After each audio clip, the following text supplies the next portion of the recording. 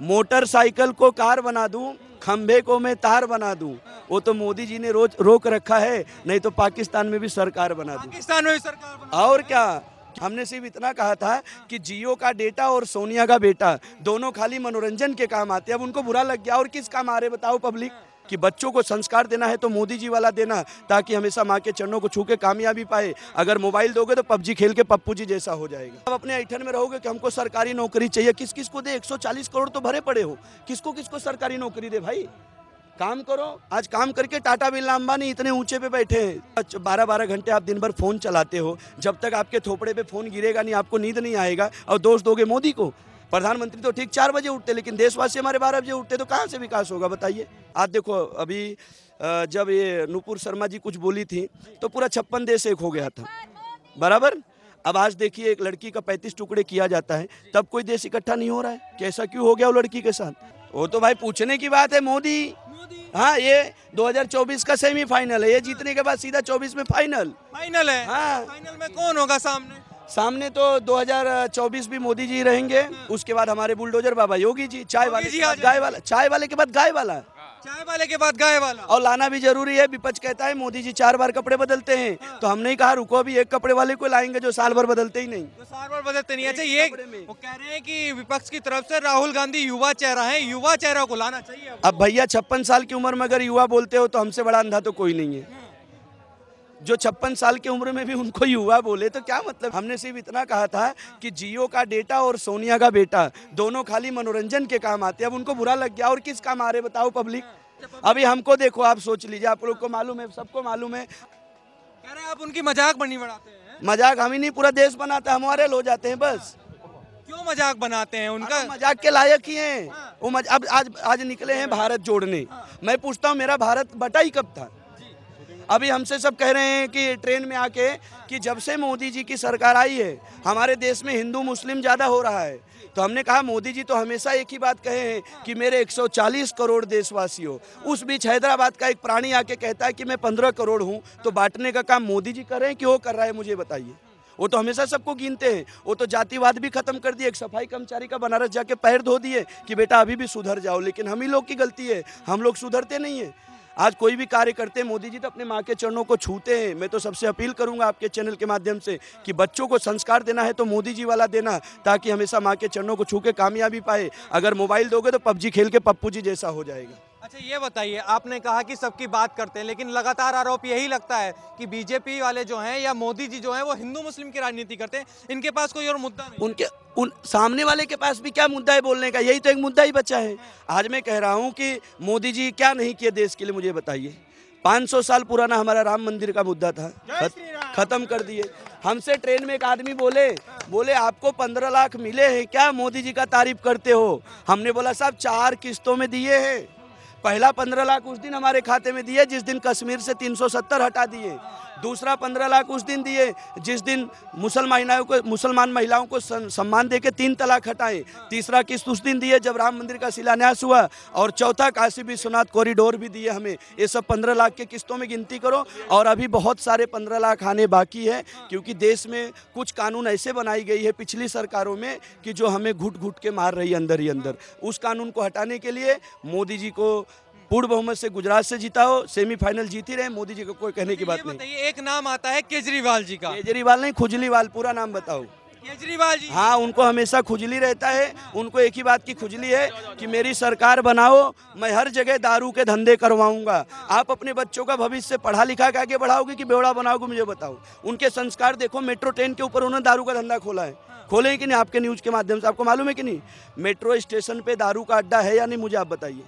तो कहते हैं हमारी शिक्षा क्रांति देखिए। शिक्षा तो यही है उनकी, वहाँ पढ़ो बाजू में दारू पी लो। और क्या है शिक्षा उनकी? यहाँ दारू बंदी है ना, फिर क्यों आप हर जगह? पहले 125 ठेके थे दिल्ली में, आज 1025 ठेके खुलवाए हैं। हस्बैंड 300 रुपये का रोज दारू पी जाता है, पत्नी को 300 यूनिट बिजली फ्री दे के खुश कर दिए हैं। और वो भी फ्री देते नहीं, खाली कहते हैं। अगर देश फ्री के चक्कर में पड़ेगा तो जल्द ही हमें श्रीलंका का पार्ट 2 देखने को मिलेगा। आई हेट्स फ्री। देना है तो काम दो। केजरीवाल के पास मुद्दा ही नहीं है। लड़ना है। बेरोजगारी किसके पास है? जो निकम्मे लोग हैं, नाकारे लोग हैं, जो काम नहीं करते। यहाँ देखो, ट्रेन में काम करके अपने 8 परिवार को मैं जिलाता खिलाता हूँ, तो मैं कहीं का बेरोजगार? पानी पूरी वाले बेचने वाला बेरोजगार। अब आप अपने ऐठन में रहोगे कि हमको सरकारी नौकरी चाहिए, किस किस को दे? 140 करोड़ तो भरे पड़े हो, किसको किसको सरकारी नौकरी दे भाई? काम करो। आज काम करके टाटा बिरला अंबानी इतने ऊंचे पे बैठे हैं, नौकरी करके नहीं बैठे हैं। तो काम करिए, काम से शर्मिंदगी मत करो। आधा आधा पूरा 12-12 घंटे आप दिन भर फ़ोन चलाते हो, जब तक आपके थोपड़े पे फ़ोन गिरेगा नहीं आपको नींद नहीं आएगा। और दोष दोगे मोदी को? प्रधानमंत्री तो ठीक 4 बजे उठते, लेकिन देशवासी हमारे 12 बजे उठते, तो कहाँ से विकास होगा बताइए? बोलिए। वो तो कहते हैं हम तो जनता का पैसा जनता में लुटा रहे हैं फ्री की योजनाओं से। कौन? केजरीवाल दारू बेचवा रहे हैं, इसके लिए लुटा रहे हैं। खालिस्तान से उनको पैसा मिल रहा है, बड़े बड़े स्टोरों से उनको फंडिंग की जा रही है। अब उनके एक पार्टनर है पंजाब के, क्या नाम है भैया उनका? भगवंत मान। न्यूज में क्या बोले थे? बोले मैं 15 दिन मुझे आने दो, पंजाब का नक्शा बदल दूंगा। फिर मैंने देखा बीबी बदल के रख दिए थे। ये संस्कार है उनके। कह रहे हैं हम तो हनुमान भक्त हैं, ईमानदार हैं हम। ये तो मोदी जी के आने से अच्छे अच्छे जनेऊ पहनने लगे, नहीं तो कोई भक्त नहीं थे। ये मोदी जी के आने से सब जनेऊ पहन के मंदिर में दंड मस्तक कर रहे हैं, नहीं तो कोई भक्त उक्त नहीं थे। श्रवण कुमार भी बताते हैं अपने आप को केजरीवाल जी। भाई साहब, मोदी जी का खौफ है, आने वाले समय में वो सब कुछ बताएंगे। हाँ, अच्छा ये बताइए, गुजरात में जब बात चलती है कि मैं श्री जन्माष्टमी के दिन में पैदा हुआ हूँ, केजरीवाल जी बोलते हैं कंसों का वध करने आया, कंसों की औलाद। मुझे तो लगता है पैदा नहीं हो, डाउनलोड किए गए होंगे उस टाइम पे, क्योंकि वो हाँ उनको हर एक चीज में सपना आ जाता है। नानी बोली थी मैं दर्शन करने नहीं जाऊंगी, बाबरी मंदिर तोड़ के बना है मस्जिद, नानी बोलती थी उनकी, तो फिर क्यों यहाँ के कृष्ण और राम करके जाते हैं? नहीं करना चाहिए ना उनको। वो पहली बात तो हिंदुत्व की कुछ लड़ाई नहीं लड़ते। और मैं एक ही बात सबसे कहूँगा कि कोई हिंदू मुसलमान नहीं, हम 140 करोड़ हैं। हम एक होकर के अगर अपने देश में काम करेंगे तो 10 साल बाद अमेरिका वाले वीज़ा बना के भारत में नौकरी करने आएंगे। लेकिन हम एक हो जाएंगे तो हम लोग बट रहे हैं टुकड़े में ही। हमको तो अंग्रेज बांट के गए, तो हम उसी पे चल रहे हैं। आज देखो अभी जब ये नुपुर शर्मा जी कुछ बोली थी तो पूरा 56 देश एक हो गया था, बराबर। अब आज देखिए एक लड़की का 35 टुकड़े किया जाता है, तब कोई देश इकट्ठा नहीं हो रहा है। कैसा क्यों हो गया वो लड़की के साथ? तो ये सब भाई खाली कहने की बात है। हर हर मोदी, भाड़ में जाए विरोधी। मोटरसाइकिल को कार बना दूं, खंभे को मैं तार बना दूं, वो तो मोदी जी ने रोज रोक रखा है। नहीं तो पाकिस्तान में भी सरकार बना दूं। पाकिस्तान में भी सरकार बना, और क्या, क्यों नहीं बना देंगे?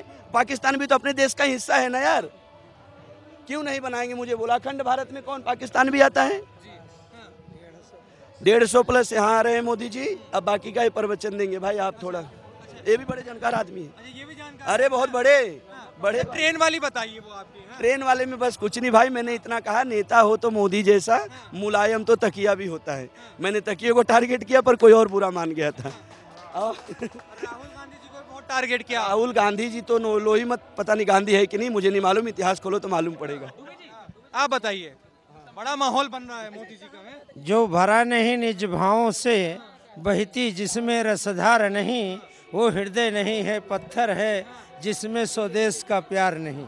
आपके चैनल के माध्यम से मैं ये बताना चाहूँगा कि गुजरात में 150 प्लस सीटें आएंगी। वो तो कह रहे हैं कि मोदी जी जाने वाले, झाड़ू चलने वाली है। जो वो बता रहे हैं मेरी सुनो।